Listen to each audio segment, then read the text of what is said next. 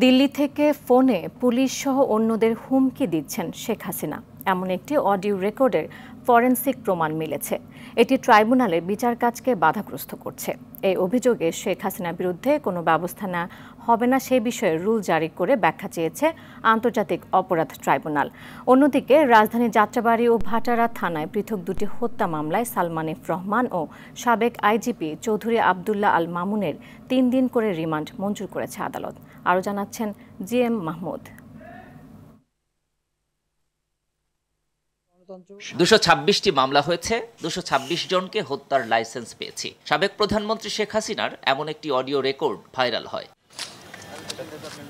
প্রথমে এটি AI generated মনে করা হলেও পরে বক্তব্যের ফরেনসিক প্রমাণ মেলে এবং শেখ হাসিনার এমন বক্তব্য বিচারিক কার্যক্রমকে বাধাগ্রস্ত করছে বলে অভিযোগ ওঠে। আসামি শেখ হাসিনা এবং শাকিল আহমেদ তাদের কথোপকথনের মাধ্যমে আন্তর্জাতিক অপরাধ ট্রাইব্যুনালে চলমান যে বিচার প্রক্রিয়া তার সাক্ষীদেরকে ভয়ভীতি দেখিয়েছেন, বিচার প্রক্রিয়াকে বাধাগ্রস্ত করার চেষ্টা করেছেন এবং এইখানে যে মামলাগুলো রয়েছে সেগুলোকে প্রেজুডিস করার চেষ্টা করেছেন।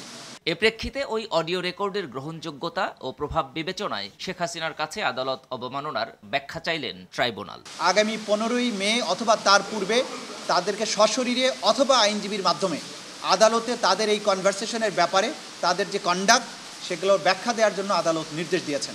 এদিকে রাজধানীর যাত্রাবাড়ী ও ভাটারা থানার পৃথক 2 হত্যা মামলায় সালমান এফ রহমান ও সাবেক আইজিপি চৌধুরী আবদুল্লাহ আল মামুনের 3 দিন করে রিমান্ড মঞ্জুর করেছেন আদালত। অপরাধমূলক ষড়যন্ত্রের সঙ্গে জিএম মাহমুদ, RTV, ঢাকা।